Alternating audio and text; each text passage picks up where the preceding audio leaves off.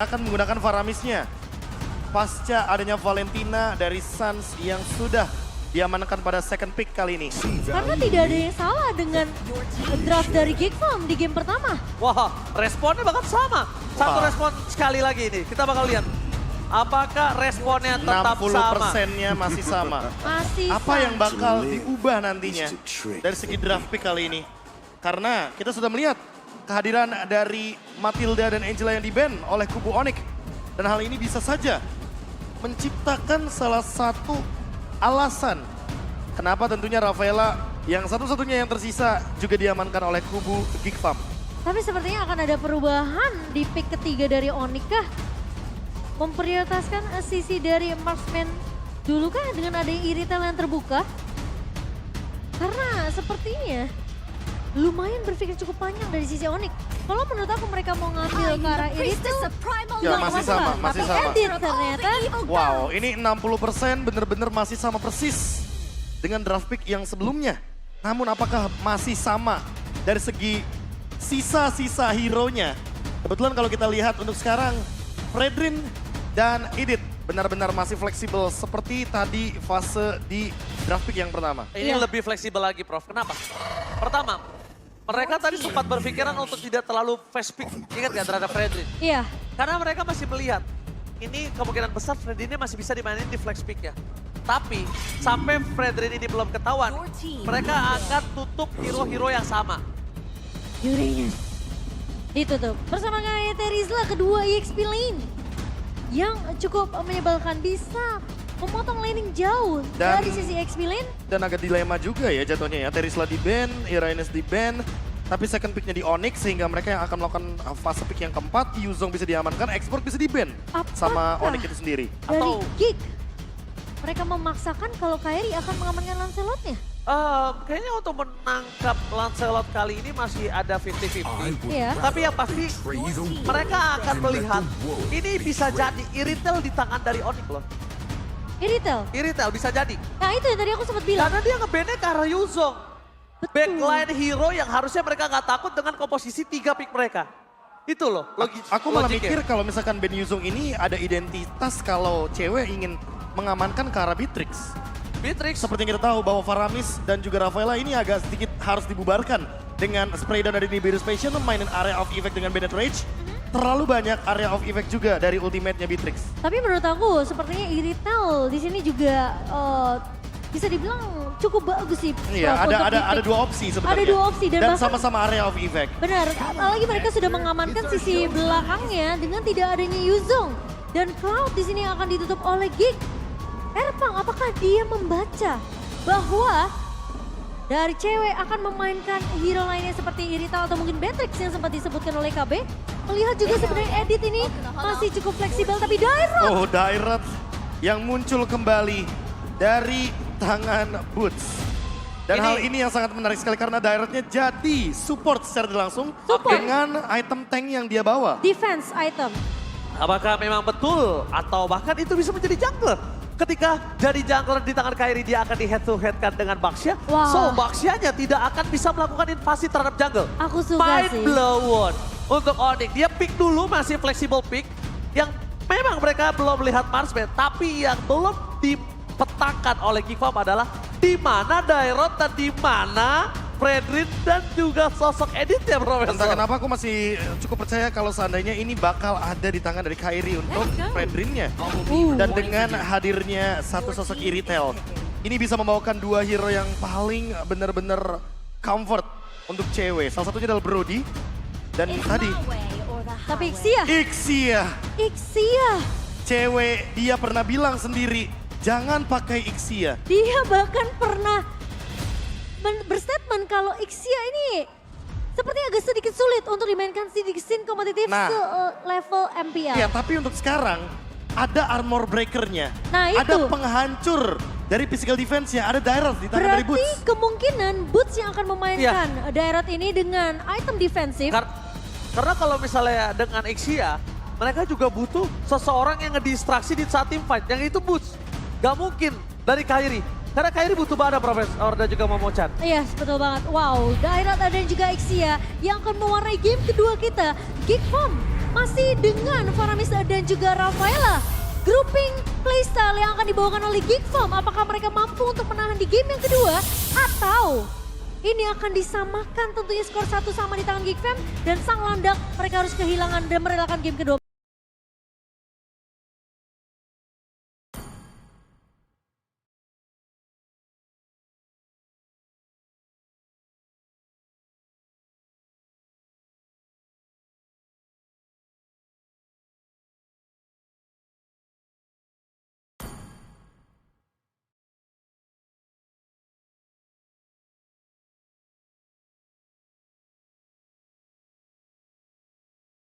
Geek Farm. Tentunya mereka tidak perlu peka dengan minimap yang mungkin kita ngeliat di game pertama celah yang dimaksimalkan oleh cewek. Tapi Baloi tentunya masih akan cukup mengganggu dan Keyboy menjawab hal tersebut dengan poke damage yang tidak berhenti juga, namun pergerakan dari Aboy di sini yang masih menjadi misteri untuk pemain-pemain dari Onyx. Apalagi Sans yang akan lebih berfokus untuk menggunakan IMU-nya ke arah Netherrealm dari seorang Aboy. 4 Quantum Charge adalah gerakan agar Onyx bisa melakukan chasing ke depan dan juga escape ke belakang ketika nanti melakukan team fight. Dan ini dia gerakan dari Sans yang membawa Wilderness Blessing. Agar nanti gerakan rotasinya di area river dan jungle bisa lebih benar-benar cepat. Mau main tabrak kah dari Onyx? Ya bisa jadi karena dia deh, tadi kita lihat Aboy terlalu bermain dengan defensif. Di arah belakang gak kesampaian, tapi Nile tidak boleh terlalu offside seperti ini. Retribution didapatkan oleh seorang Nile, tapi dia bakal coba dikanyang. Bakal coba ditangkap. Dan untungnya masih ada Aboy yang berhasil melakukan coverisasi yang dengan sangat baik. Kairi lagi dan lagi tercuri dari segi orange buff-nya Momo-chan. Tidak ada orange buff untuk Kairi kali ini. Sementara perebutan turtle objektif ini akan menjadi satu hal yang penting untuk Onyx.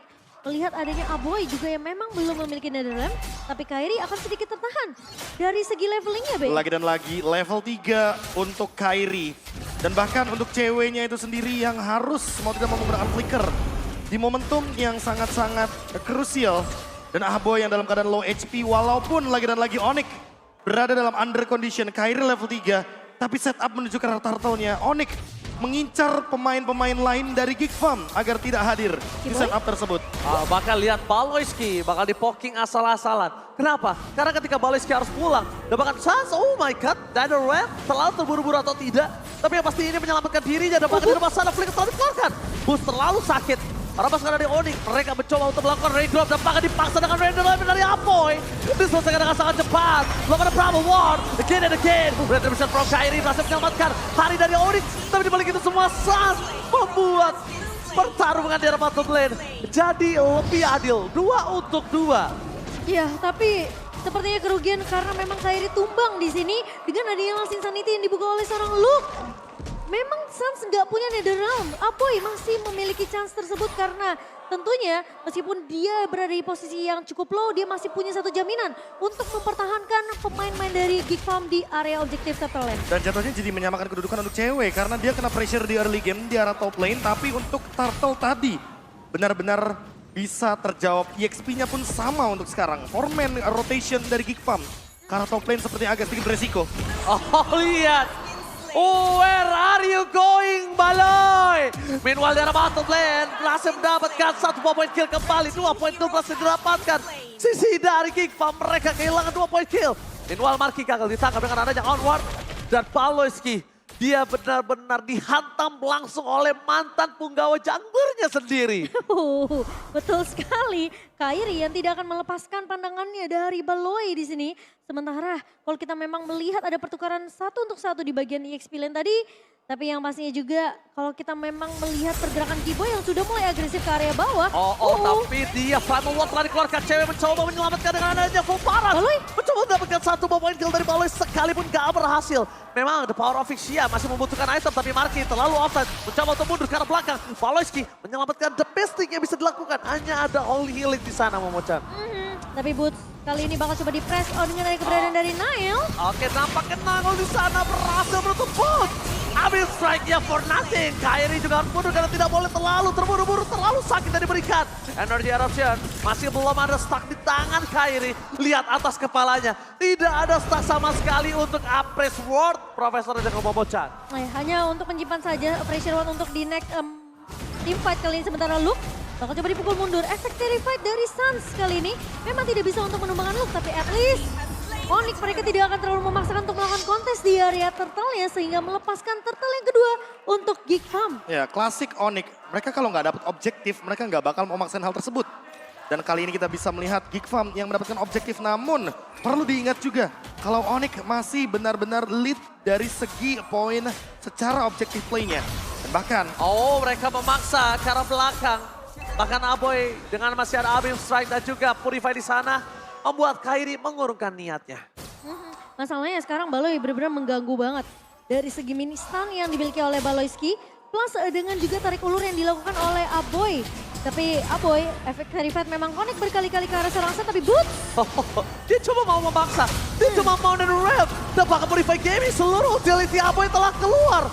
Membuat para pasukan dari Geek Farm mereka mendapatkan kerugian dari segi utility. Memang tidak ada point kill, tapi mereka mencoba untuk membalaskannya dengan ada turret di bottom lane. Profesor dan juga Momocan.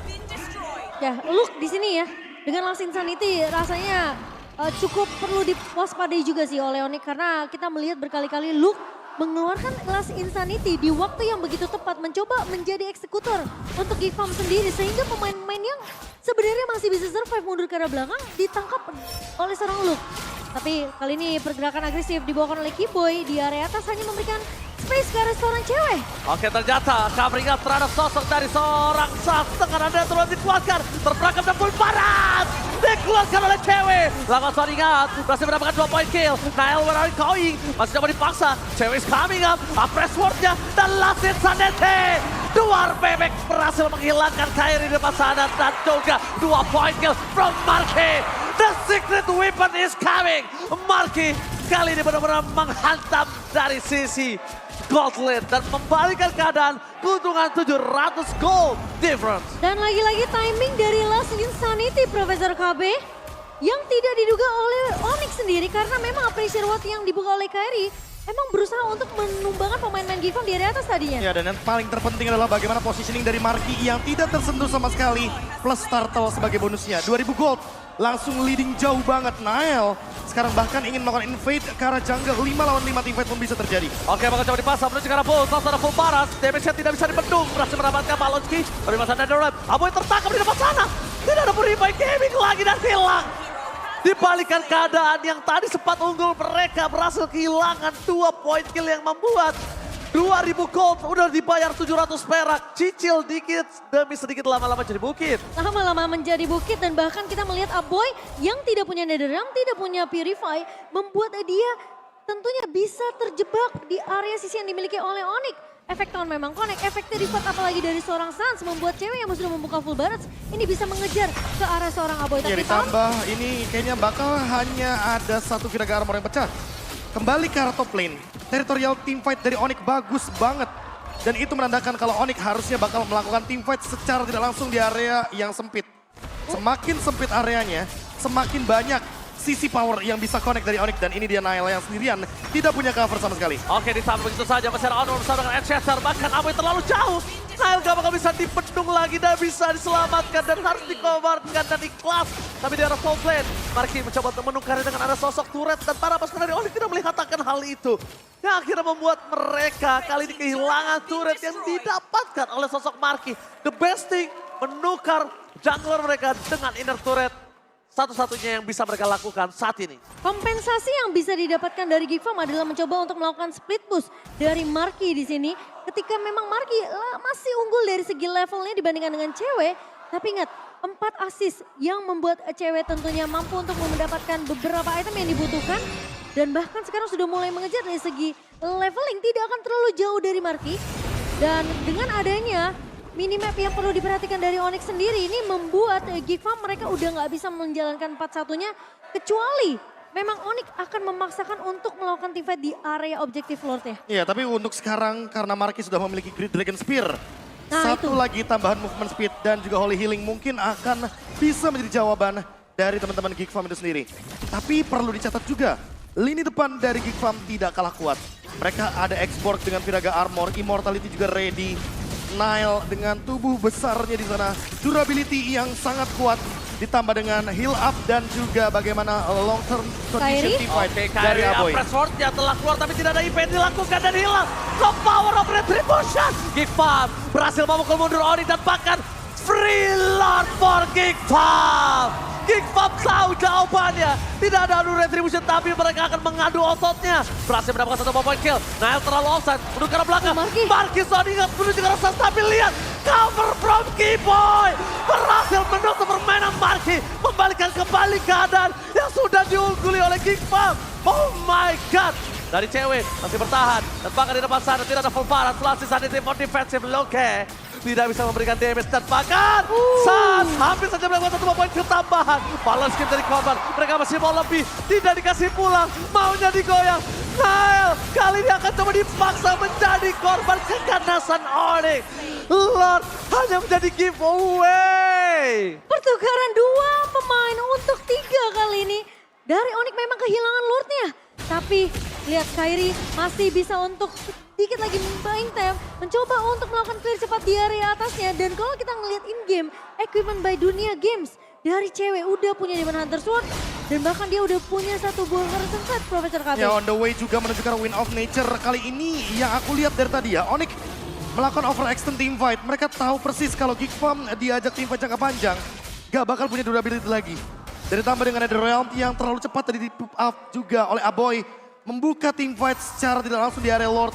Dan untuk sekarang Onyx paham betul gimana memancing agar tim fight dari Geek Farm tidak bisa dalam keadaan jangka panjang. Plus bahkan Marquis yang ditargetkan ternyata. Geek Farm ini punya Rafaela loh. Itu yang ngebuat sebenarnya team fight grouping as a team ya. Dari Geek Farm ini kuat banget. Ketika dari posisi Kairi memang terjebak, tidak ada coveran dan Sans sebenarnya punya IMU ke arah Netherrealm. Tapi dia tahu posisi dari pemain-pemain Onyx lainnya masih terbilang cukup jauh tadi. Ya, dan ditambah satu hal sih yang paling penting, Boots dengan lagi dan lagi physical defense break yang selalu dia berikan. Ini membuat Nael sekalipun sudah pasti bisa ditumbangkan. Luke juga dengan Viraga Armornya gak bakal bisa bertahan dengan lama. Immortality sudah pecah dan alhasil untuk sekarang tim fight jadi 50-50 lagi. Onyx yang tiba-tiba dan seketika mengembalikan gold dengan begitu cepatnya. 2.500 gold yang saat ini hampir semuanya benar-benar jadi comeback. Tapi satu hal yang aku lihat, memang kalau misalnya aku melihat target ke arah Marquis itu mereka lebih ke arah melihat kalau Marquis tahu Sats ini satu-satunya orang yang bisa dimakan dengan instan. Tapi Keyboy, poin aku ke arah Keyboy dia langsung sigap, dia langsung cover dengan seluruh utility yang dimiliki. Yang akhirnya dari sosok Marquis dia memang kebal terhadap physical. Tapi untuk dari magical yang dimiliki dari seorang Sats, ini terlalu burst Profesor. Momochan, ini gak bisa dibendung sama Marquis dengan ada item seperti ini. Bahkan Wind of Nature aja dia belum punya. Dan itu yang sebenarnya diketahui oleh Keyboy. Dia cuma buka pasang badan, biarin semua damage-nya masuk ke arah Keyboy, dan ngebiarin Sans untuk memberikan damage magic dari area belakangnya. Selama Sans tidak tumbang, tentunya Marquis di sini masih bisa dibalaskan dengan damage yang dimiliki oleh seorang Sans. Tapi masalah utamanya adalah Sans selalu mencari Aboy. dia, dengan IMU dia masih bisa melakukan satu holding fight dan tujuannya adalah untuk overextend. Dan ketika dia mencari hal tersebut, celahnya dimaksimalkan oleh Marquis, Be. Iya, masalah utamanya juga Kairi kalau dari tadi yang kita lihat ya, dia benar-benar mencoba untuk berusaha mengambil take over Lordnya karena mereka tahu Onyx kuncian di Lordnya benar-benar kuat. Dan mereka selalu memenangkan match up ketika ada Lord. Tapi kali ini dengan Geek Farm yang melakukan all in terhadap Kairinya mungkin bisa menjadi sebuah jawaban. Apakah benar-benar akan all in? Karena posisi 3 pemain dari Onyx masih berada di area midnya. Sementara Aboy dan juga Luke akan terus memberikan poke damage ke arah Kairi. Dan Lord akan di-reset begitu saja. Oke, di-reset. Tapi Nael masih mau lebih. Mundur ke arah belakang, poking damage terjadi. Menuju ke arah Luke, Viraga Armornya tidak ada. Rolas Insanity akan coba dipaksa. Press swordnya membuat seorang Luke flicker. Dan bahkan di depan sana out of nowhere Marquis terperangkap oleh Keyboy. Happy birthday. Netherrealm dikeluarkan untuk mundur. Para pasukan dari Onyx membalas kembali dengan Netherrealm yang dimiliki. Baloi tertinggal bersama dengan Luke. Tidak ada jalan pulang. Shutdown terjadi. Tersisa 2 player dan free Lord for Team Onyx. Wah, penculikan yang begitu manis dari Onyx dengan 1 buah onward. Dan juga Earthshatter menangkap target yang benar-benar tepat banget. Marquis langsung hilang dari area pertempuran. Dan bahkan Onyx langsung memaksakan teamfight yang berkelanjutan, Profesor KB. Iya, tujuan dari flicker Keyboy yang mahal harganya menuju ke arah Marky. Marky-nya bawa sprint, bukan bawa Purify sehingga tidak bisa menghilangkan efek sisi yang begitu banyak dari Onyx. Reload di menit yang ke-14 kali ini tentunya bakal jadi Lord Enhance yang sangat menarik karena cewek di belakang masih belum bisa disentuh.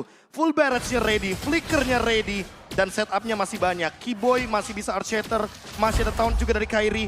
Dan kita juga bisa melihat dari instant replay-nya bagaimana cepatnya dengan full barrage stack yang begitu benar-benar membantu cewek untuk menimbulkan damage yang sangat tinggi. Dan Ixia yang awalnya di regular season 0% sudah mulai mendapatkan kepercayaan dari beberapa pemain gold laner-nya. Gak cuma Shive tapi juga cewek. Dan Netherrealm dari seorang Sans, ini timingnya bener-bener pas banget karena dia nunggu Aboy menggunakan Netherrealm terlebih dahulu, baru dibalasin karena mereka tahu kalau nggak punya Netherrealm tentunya Aboy tidak bisa menyelamatkan hidup dari pemain-pemain Geek Farm. Malah Onyx yang akan bertahan di teamfight yang cukup lama di area orange buff tadi. Dan sekarang Lord sudah mulai bergerak masuk ke area mid base dari Geek Farm. Oke, bakal coba dipasang menuju ke arah base turret. Konsil. Mereka tidak mau komit, tapi mereka memilih untuk mendapatkan objektif dulu. Di top dan di arah bottom mereka sudah terdorong, jadi mereka akan nge-buying time supaya Geek Farm ini fokus ke arah Lordnya. Lordnya diselesaikan, tapi Super Minion belum selesai. That's why mereka akan mendapatkan secara tidak langsung Marky di depan sana. Bus masih bisa diselamatkan, nampaknya tidak langsung full barret from cewek. Last insanity-nya di Decoy. Berhasil mendapatkan Marky dan bahkan cewek. Kali ini masih coba untuk bertahan dengan ada Wind of Nature. Saat gila saat dengan Winter Trencher membuy time agar bisa menyelesaikan dengan baik tugas para Onyx. Dua game Israel. Teamfight yang terpisah, di mana Luke berfokus terhadap cewek tapi di sisi lain